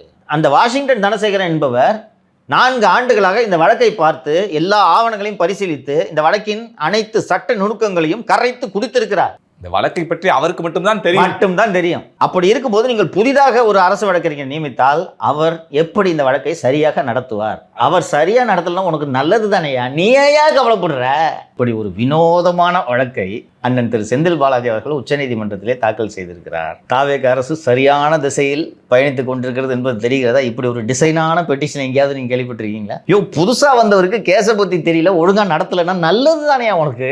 நான் இருந்தாலும் சந்தோஷப்படுவேன், அப்போ அடி இந்த அளவு ஒன்றும் தெரியாது, விடுதலை ஆயிடலான்ட்டு இல்லையா? நீ ஏன்ப்பா சுப்ரீம் கோர்ட்டுக்கு போற? அங்க போயிட்டு யார் வருவா? முகுல் ரோகத்தி வருவார். இதுக்கு 1 கோடி ரூபாய் செலவு பண்ணி நீ ஏன் ஆர்கியூ பண்ற? ஸோ இந்த வழக்கு விரைவில் விசாரணைக்கு வர இருக்கிறது. விசாரணையில் என்ன நடக்கிறது என்பதை நாம் சொல்லலாம். ஸோ அடுத்ததாக இந்து முன்னணி அமைப்பின் தலைவர் காடேஸ்வரா சுப்பிரமணியன் அவர்கள் வந்து நேற்று ரொம்ப பான் கிறிஸ்டின் அப்படின்னு சொல்லிட்டு நிதியமைச்சர் மரிய வில்சன் அவர்கள் சொல்லியிருந்தாங்க. அதற்கு மன்னிப்பு கேட்கணும் அப்படின்னு சொல்லியிருக்காரு. முதல்வர் திரு விஜய் அவர்கள் மிக கவனமாக இருக்க வேண்டும். அவரை ஒரு மதத்தை சேர்ந்தவராக அடையாளப்படுத்தும் முயற்சியை முதலில் பிஜேபி தான் கையில் எடுத்தது. ஆனால் அவர் இந்த மதத்தை தான் சேர்ந்தவர் என்று தமிழக மக்கள் பார்க்கவில்லை. மதம், சாதி அனைத்தையும் கடந்து அவரை கொண்டாடுகிறார்கள். அவரது ஆட்சியையும் எல்லோரும் அப்படித்தான் பார்த்து கொண்டிருக்கிறார். அப்படி இருக்கும்போது ஆர்எஸ்எஸ்ஸின் ஒரு பிரிவான இந்து முன்னணி இந்த விவகாரத்தை கையில் எடுத்திருப்பது எத்தகைய ஆபத்தை திரு மரிய வில்சன் அவர்கள் உருவாக்கி இருக்கிறார் என்பதை திரு விஜய் அவர்கள் புரிந்து கொள்ள வேண்டும். மன்னிப்பு கேட்கணுங்கிறாங்க, கேட்டு போயிடலாம்ல சார்? கேட்க மாட்டார்ல அவரு. இந்த மாதிரி நேரத்தில் பிஜேபியோட ஒரு மூத்த தலைவர் ஹெச்ராஜா அவர்களோட ஸ்பீச் எல்லாம் மிஸ் பண்ணுறேன் சார். இந்த நேரத்தில் அவர் வந்திருந்தாருன்னா வேற மாதிரி இருந்திருக்கு சார். ஆளு ரொம்ப ஓஞ்சிட்டாரு. இப்போ ஃபுல்லாக ஒரு சினிமா ஃபீல்டில் இறங்கிட்டாரு. தனுஷ்க்கு போட்டியாக போகிறாரு. ஆக்ஷன் ஹீரோ வரங்களான்ட்டு ஆகிட்டு இருக்காரு. இல்லை தனுஷ் இங்கே வர்றதுனால அந்த இடைவெளியை அவர் நிரப்புகிறார். ஃபுல்லாக ஆக்ஷன் பிளாக் தான். நேற்று ஒரு நிகழ்ச்சியில் பேசியிருக்காரு சார் நிதியமைச்சர் மரிய வில்சன் அவர்கள். எம்ஜிஆர் அவர்களுக்கு எப்படி ஜேபிஆரோ அது மாதிரி நான் வந்து விஜய் அவர்களுக்கு அப்படின்ட்டு இருக்காரு சார். மரம் ஓய்வை விரும்பினாலும் காற்று விடுவதில்லை. நேற்று தான் ஃபுல்லாக போட்டு அடிச்சிருக்கோம். சரி விட்டுலான்னு பார்த்தா வாயை வச்சுக்கிட்டு சும்மா இருக்கணும். இப்போ ஜேபிஆரோட வரலாறு எடுத்து பேசணும் இல்லையா? ஆரம்பிங்க காவல்துறை அதிகாரியிலிருந்து. சொல்கிறேன். அதிகாரிலாம் இல்லை, ஏட்டையா அவர். டிஸ்மிஸ்டு போலீஸ் கான்ஸ்டபிள் தான் ஜேபிஆர். எம்ஜிஆர் அவருக்கு கொடுத்த பணி மிக முக்கிய பணி, சாராய கடைகளை நடத்துவது. மெட்ராஸில் சாராயம் விற்றவர் தான் ஜேபிஆர். காலேஜ் வச்சுருந்தாங்கன்றாங்க. வரேம்மா கல்வி தந்தைகளின் வரலாறுகளை நீங்கள் நோண்டி பார்த்தால் அவ்வளோ பேரும் இந்த வேலையை தான் செஞ்சுட்டு இருந்தாங்க. அண்டு ஜேபிஆர் அவர்கள் சாராய கடையெல்லாம் நடத்தி, அடிப்படையில் அவர் ஒரு ரவுடி. ஜேபிஆர் சாராய கடை யார் நடத்த முடியும்? கவர்மெண்ட் ஆஃபீஸர் நடத்த முடியுமா? இப்போ கவர்மெண்ட் ஆஃபீஸர் நடத்துகிறாங்க. நான் சொல்கிறது சாராய கடை, இந்த ஐஎம்எஃப்எல் கிடையாது, சாராய கடை, ப்ராப்பர் சாராய கடை நடத்திக்கிட்டு இருந்தார். அதன் பிறகு திறம்பட சாராய கடையை நடத்தியதுக்கு பரிசாக சென்னை மெட்ரோ வாட்டரின் சேர்மன் ஆக்கினார் எம்ஜிஆர் ஜேபிஆர் அவர்களை. சென்னையில் சைதை கிட்டுவுக்கும் இவருக்கும் தான் ரைவல்ரின்னு நினைக்கிறேன். அந்த ரவுடித்தனத்தில் எல்லாம் ஜேபிஆர் தான் சிறப்பாக செய்வார் என்ற அடிப்படையில் ஜேபிஆரை எம்ஜிஆர் தன்னுடைய பினாமிகளில் ஒருவராகவும் ஆக்கினார். இதே போல ஒரு மது ஆலையின் பினாமியாக எம்ஜிஆர் உருவாக்கியவர் தான் ராமச்சந்திர உடையார். அதனுடைய நீட்சி தான் ராமச்சந்திரா மருத்துவக் கல்லூரி மருத்துவமனை. எம்ஜிஆர் மறைவுக்கு பிறகு அத்தனை பேரும் அந்த பணத்தை அப்படியே அமுக்கினார்கள். அப்படி அமுக்கிய அந்த பணத்தில் ஜேபிஆர் தொடங்கிய கல்லூரி தான் சத்யபாமா பொறியியல் கல்லூரி. அது முதலில் பொறியியல் கல்லூரி, நிகர்நிலை பல்கலைக்கழகம்லாம் பின்னாடி. அப்படியே பணம் கொட்டுது ஜேபிஆருக்கு. ஏன் நாமே ஒரு ஹீரோவாக ஒரு திரைப்படத்தில் நடிக்கக்கூடாது என்று அவர் நடித்து உருவான திரைப்படம் தான் நல்லதை நாடு கேட்கும். யாருமே பார்க்கல அந்த படத்தை அவரை தவிர. பிறகு சத்யபாமா பொறியியல் கல்லூரி முதலில் எங்கே நடந்தது என்றால் சென்னை சூளைமேட்டில் நெல்சன் மாணிக்கம் ரோடில் பழனியப்பா தியேட்டரின் எதிரே ஒரு சிறு கட்டிடத்தில் நடந்து கொண்டிருந்தது. 1991, 89, 90 காலகட்டத்திலே தொடங்கினார் கல்லூரியை. கருணாநிதி அரசு போதுமான உட்கட்டமைப்பு வசதி இல்லை என்று கல்லூரியை மூடிவிட்டார். மூடியதும் நீதிமன்றத்திலே வழக்கு போட்டு 91 நான் இந்த மாதிரி சோழிங்கநல்லூரில் மிகப்பெரிய இடத்தை வாங்கி போட்டிருக்கிறேன். அப்போல்லாம் காடு அது. அதனால் எனக்கு இந்த கல்லூரியை திறக்க அனுமதி தர வேண்டும் என்று நீதிமன்றத்தில் உத்தரவு வாங்கி ரொம்ப லேட்டாக அட்மிஷன் ஸ்டார்ட் ஆச்சு.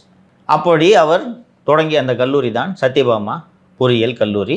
பட் கல்லூரியோட ஸ்டாண்டர்ட் மிக மிக சிறப்பாக இருக்கும். Boy girl no talk, boy talk, girl talk, boy girl no talk. இப்போதும் ஸ்ட்ரிக்ட் ஆபீசர். இந்த ஜேபிஆருக்கு நாம் 8வது வரை தானே படித்திருக்கிறோம், நாம் சரிவர படிக்கவில்லையே, நாம் ஏன் வழக்கறிஞர் ஆகக்கூடாது என்று ஒரு ஆசை. ஸோ அப்போதெல்லாம் இந்த திறந்தவெளி பல்கலைக்கழகத்தில் நேரடியாக நீங்கள் எம்ஏ படிக்கலாம். அதில் கூட படிச்சு நீங்கள் கூட செல்லாமல் போச்சு.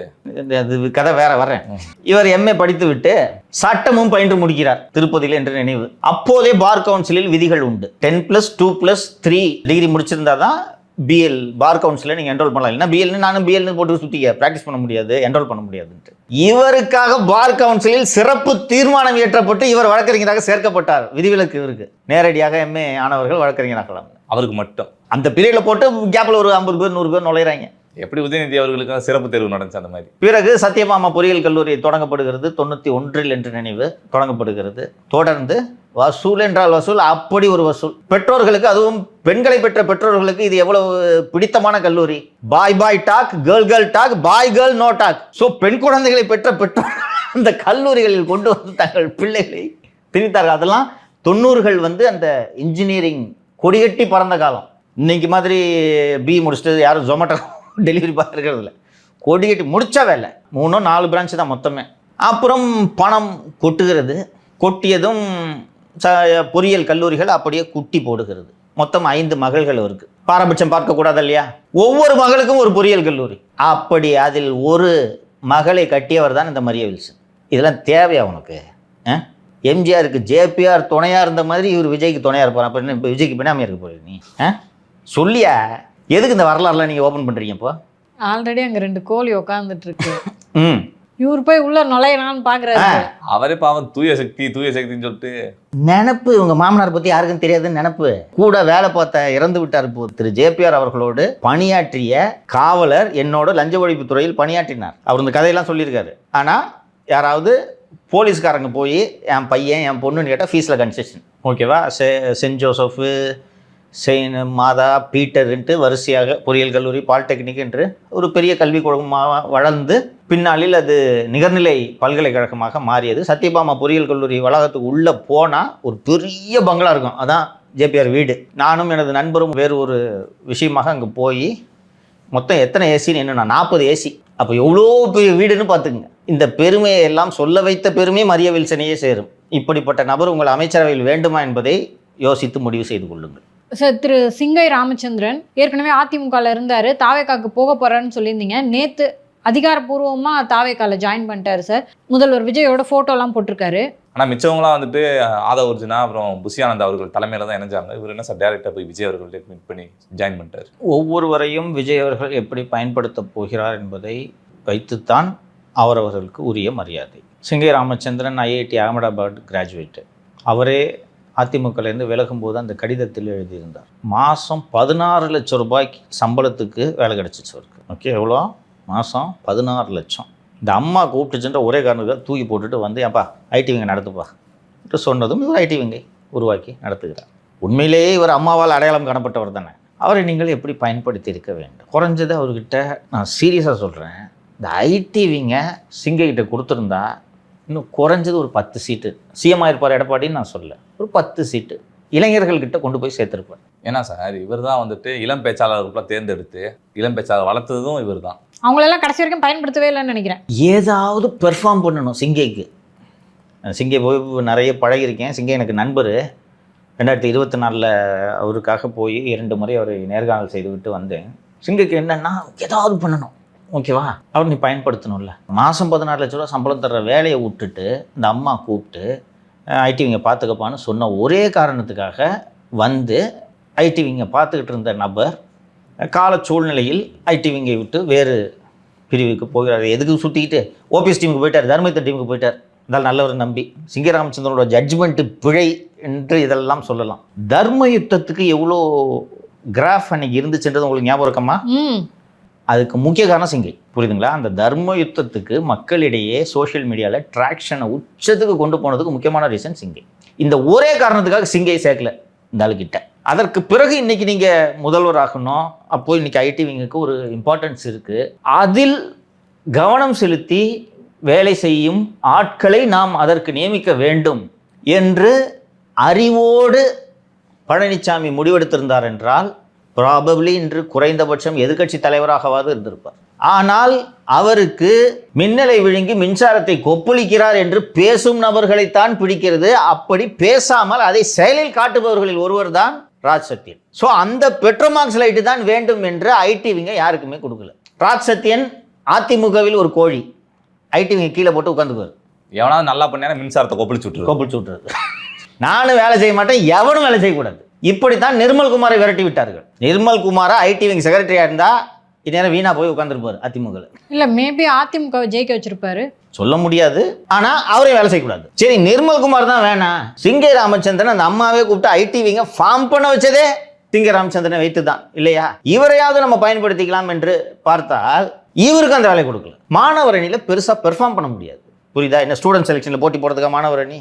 ஆனா சிங்கை அதுலேயும் பெர்ஃபார்ம் பண்ணுன்றதுக்காக இந்த இளம் பேச்சாளர்கள்னு ஒரு குரூப்பை ட்ரெயின் பண்ணி அதில் தான் நம்ம ஷோக்கில் வந்து ஒரு 2-3 பசங்க பேசினாங்க. இன்னைக்கு உட்காந்து 2K ADMK அப்படின்னு ஸ்டார்ட் பண்ணி போயிட்டு இருக்கு. அதையும் எடுத்து விட்டாருந்தாலே இந்த 2K 3Kலாம் எங்களுக்கு தெரியும் தம்பி, மூட்டு போய் உட்காருட்டாங்க இந்த பசங்களை, தெரியுமா? பாட்டு ஏதாவது பேசினா மின்சாரத்தை கொப்பளிச்சு விட்டுருங்க. ஆமா, இப்போ என்ன முடிவு எடுத்திருக்காருன்னா அந்த மின்சாரத்தை வேற யார் மேலேயும் இல்லை, கட்சி மேலேயே கொப்பளிச்சிருது. பொய்யால இருந்தா தானே கட்சி, அதை தான் பண்ணிட்டு இருக்காரு. ஸோ இந்த சிங்கை ராமச்சந்திரன் பயன்படுத்தி இருக்கணும். சிங்கை ராமச்சந்திரன்லாம் முரட்டுத்தனமான அதிமுக விசுவாசி, புரியுங்களா? கட்சி அவருக்கு இவர் ABCD தனிநபர் இதெல்லாம் இல்லை, கட்சி அதிமுக கட்சி, ரெட்டலை நம்ம கட்சி. அங்கே அவரை பெர்ஃபார்ம் பண்ண விடல. ஸோ மற்றவர்களை போல் சிங்கை ராமச்சந்திரனின் விலகலை நாம் பார்க்கக்கூடாது. சிங்கை ராமச்சந்திரன் கடைசியாக ஒரு நம்பிக்கையோடு போய் எடப்பாடி பழனிசாமி சந்திச்சு, அண்ணே எல்லாம் போய்கிட்டு இருக்காங்க தம்பி, ஒரு வருஷத்துல இந்த ஆட்சி கவுந்துரும், அடுத்து நம்பாட்சி தான் தப்பிட்டு இவர்கிட்டையும் சொன்னா, யோ ஐஐடி அகமதாபாத்ல படிச்சவன் அவன் ஹாலுசினேஷன்லயே வாழ்ந்துருக்காரு. இதை நம்பிக்குவாங்கன்னு நினைக்கிறீங்க பாருங்க நீங்க. அதை சொன்ன உடனே தான் தெரிஞ்சு போச்சு சிங்கை ராமச்சந்திரன் ஐயா இவருக்கு வியாதி இந்த ஆளுக்கு சொன்னதை திருப்பி சொல்லிருக்காரு என்று புரிந்து கொண்டு நன்றி வணக்கம் என்று பேச்சுவார்த்தையை தொடங்கினா நான் அன்னைக்கே சொன்னேன்ல போப்பரான்னு தெரியும். இப்போது தாவேக அரசு சிங்கை ராமச்சந்திரனுக்கு என்ன பொறுப்பு கொடுக்க போகிறது என்பதையும் சொல்கிறேன். தமிழகத்தில் தொழில் தொடங்குவதற்கென்று ஒரு அமைப்பு இருக்கிறது அல்லவா, கைடன்ஸ்ன்னு ஒரு பியூரோ, ஸ்டார்ட் அப்ஸு, இன்வெஸ்ட்மெண்ட்டு இதெல்லாம் கவனித்துக் கொள்ளக்கூடிய ஒரு இது. அதற்கு தலைவராக சிங்கை நியமிக்கப்பட இருக்கிறார். மிக மிக பொருத்தமான நபர். தமிழகத்துக்கு தேவையான முதலீடுகளை கொண்டு வரும் வல்லமை படைத்தவர் திரு சிங்கை ராமச்சந்திரன். பார்த்து டேலண்ட்டை ஐடென்டிஃபை பண்ணுறாரு. எனக்கு விஜய்கிட்ட இது பிடிச்சிருக்கு. ஓகேவா, யார் அங்கே வைக்கணுமோ கரெக்டாக அங்கே வைக்கணும். எல்லாரும் வாங்க, உனக்கு என்ன தெரியும், குட்கா வைக்க தெரியும், போய் கடையில் போய் வியாபாரத்தை பாரு, உங்களுக்கு அகமதாபாத் ஓகே, நீ இங்கிட்டு வா. ஸோ அந்த வகையில் நல்லா பண்ணுறாங்க. எனக்கு சிங்கைலாம் கைடன்ஸுக்கு போனான்னா ஐ எம் ரியலி ஹாப்பி. இங்கே இன்வெஸ்ட்மெண்ட் வரணும்னு நான் விரும்புகிறேன். புரியுதுங்களா? சிங்கை ரொம்ப டிப்ளமேட்டிக்காக நான் கன்வின்சிங்காக பேசி, இன்னொன்று ஒரு ஐஐடி அகமதாபாத் ப்ராடக்ட் போய் சார் வாங்க சார் இன்வெஸ்ட்மெண்ட்டுன்னு சொன்னால் திஸ் கை வில் டெலிவர்னு நம்புவான் முதலாளி. ஸோ இன்வெஸ்ட்மெண்ட் வந்து தொழில் வளம் பெருகி நமது இளைஞர்களுக்கு வேலைவாய்ப்பு கிடைத்தால் உள்ளபடியே மகிழ்வேன். போதையின் பாதையில் போகாமல் வேலை பார்ப்பாங்க அவங்க. இப்படி திரு எடப்பாடி பழனிசாமி கனவுலகில் வாழ்ந்து கொண்டு இருக்கும் நேரத்தில் அவருக்கு சிங்கை ராமச்சந்திரன்கள் பிடிக்கவில்லை, தங்கமணிகள் பிடிக்கவில்லை, வேலுமணிகள் பிடிக்கவில்லை, CV சண்முகங்கள் பிடிக்கவில்லை. அக்ரி கிருஷ்ணமூர்த்தி என்ற பெட்ரமார்க்ஸ் லைட் தான் பிடித்திருக்கிறது. ஏன் அக்ரி கிருஷ்ணமூர்த்தி என்ற பெட்ரமார்க்ஸ் லைட் பிடித்திருக்கிறது? அவர் தத்துவத்துக்காக மட்டுமில்லை, அக்ரி கிருஷ்ணமூர்த்திக்கு ஏன் எடப்பாடியை பிடித்திருக்கிறது என்பதை நாம் தெரிந்து கொள்ள வேண்டும் அல்லவா? வரலாறு சொல்ல போறீங்க. வரலாறு வர்றேன். சசிகலா குடும்பத்திலே ஒவ்வொரு காலத்திலும் ஒவ்வொருவர் ஆதிக்கம் செலுத்துவார்கள். ஒரு கட்டத்தில் டாக்டர் சிவகுமார், ஒரு கட்டத்தில் டாக்டர் வெங்கடேஷ், ஒரு கட்டத்தில் திவாகரன், ஒரு கட்டத்தில் டிடிவி தினகரன், ஒரு கட்டத்தில் ராவணன், இப்படி பல்வேறு நபர்கள் ஆதிக்கம் செலுத்துவார்கள். 2010-11 காலகட்டத்தில் அதிமுகவில் செல்வாக்காக இருந்தது மன்னார்குடி குழுமத்தை சேர்ந்த ராவணன் என்பவர். அந்த ராவணனும் அக்ரி கிருஷ்ணமூர்த்தியும் ஒன்றாக பிஎஸ்சி அக்ரி பட்டப்படிப்பு படித்தவர்கள். அக்ரி கிருஷ்ணமூர்த்தியின் சொந்த ஊர் திருவண்ணாமலை மாவட்டத்தில் வில்வ ஆரணி. அந்த ஊரில் ஒரு புகழ்பெற்ற முருகர் கோவில் இருக்கிறது. அக்ரி கிருஷ்ணமூர்த்தியின் தந்தை SS சுந்தரேசன் அதிமுகவில் ஒன்றிய செயலாளராக இருந்தவர். அந்த வில்வ ஆரணியில் ஒரு பெரிய அக்ரஹாரம் இருக்கிறது. புகழ்பெற்ற முருகன் கோவில் அங்கே இருப்பதன் காரணமாக அக்ரஹாரத்தில் ஏராளமானவர் இருந்தார்கள். இந்த அக்ரி கிருஷ்ணமூர்த்தியும் அவங்க அப்பா சுந்தரேசனும் சேர்ந்து செய்த அராஜகத்தால் அந்த அக்ரஹாரத்தில் இருப்பவர்கள் பெரும்பாலானோர் அந்த ஊரையே காலி செய்துவிட்டு திருவண்ணாமலைக்கு குடிபெயர்ந்து விட்டார்கள். அந்த அளவுக்கு சிறந்த குடும்பம். அக்ரி கிருஷ்ணமூர்த்தி அக்ரி படிப்பை முடித்துவிட்டு சிறிது காலம் அக்ரி துறையில் வேலை செய்தார். அதற்கு பிறகு தந்தைக்கு பிறகு இவர் ஒன்றிய செயலாளர் ஆகிறார். திருவண்ணாமலை மாவட்டத்திற்கு பொறுப்பாக ராவணனை ஜெயலலிதா நியமிக்கிறார். ராவணன் மாதக்கணக்கில் திருவண்ணாமலையில் உள்ள அர்ப்பணா என்ற ஓட்டலில் வந்து தங்குவார். அர்ப்பணா என்ற ஓட்டலில் தங்கியிருக்கும் ராவணனுக்கு சப்ளை அண்ட் சர்வீசஸ் செய்யும் முழு நேர வேலைதான் அக்ரி கிருஷ்ணமூர்த்தி. சிறந்த முறையில் சப்ளை அண்ட் சர்வீசஸ் எல்லாம் செய்த காரணத்தால் அவரது பணியை மெச்சி ராவணன் அவர் சம்பாதித்த பணத்தில் ஒரு 80 கோடியை அக்ரியிடம் கொடுக்கிறார். இப்படியே காலம் சீராக போய் கொண்டிருக்கிறது. டிசம்பர் 2011 மன்னார்குடி கூட்டத்தைச் சேர்ந்த அத்தனை பேரையும் செல்வி ஜெயலலிதா கட்சியை விட்டு நீக்கியதோடு அத்தனை பேரையும் பிடித்து சிறையில் தள்ளுகிறார். சிறையில் தள்ளியதும் அப்பாடி இதோடு இவங்கெல்லாம் ஒழிஞ்சாங்க, அந்த 80 கோடியை அமுக்கிட்டு நாம் நிம்மதியாக வேலையை பார்க்கலாம் என்று இவர் நினைத்து கொண்டிருந்த நேரத்தில் வாராயோ தோழி வாராயோ என்று ஏப்ரல் 2012 மீண்டும் அழைக்கிறார். சசிகலா மட்டும்தான் அப்போது உள்ளே சென்றார். கொஞ்சம் கொஞ்சமாக இவர்களுக்கும் செல்வாக்கு கூடுகிறது. இருந்தாலும் ராவணன் மீதெல்லாம் ஏராளமான வழக்குகளை, நிலாபகரிப்பு வழக்கு உள்ளிட்ட வழக்குகளை அப்போது செல்வி ஜெயலலிதா அவர்கள் போட்டார். அதற்கு பிறகு 2016 செல்வி ஜெயலலிதா இறக்கும் வரை அக்ரி கிருஷ்ணமூர்த்தி மிகுந்த பயத்தோடு இருந்தார். எப்போ வேணாலும் திருப்பி கேட்பாங்களே பணத்தை. அதற்குள் இந்த பணத்தை இப்படியே வைத்திருந்தால் இது முட்டை போடாது, குஞ்சு பொரிக்காது என்பதை புரிந்து கொண்டு நாமும் ஒரு கல்வித்தந்தை ஆகலாம் என்று முடிவெடுத்து அரவிந்தர் ஆர்ட்ஸ் அண்ட் சயின்ஸ் கல்லூரி, Aravindar college of education, Aravindar college of agriculture என்று கலசப்பாக்கத்தில் 3 கல்லூரிகளை தொடங்கி நடத்துகிறார். யார் அந்த அரவிந்தர்?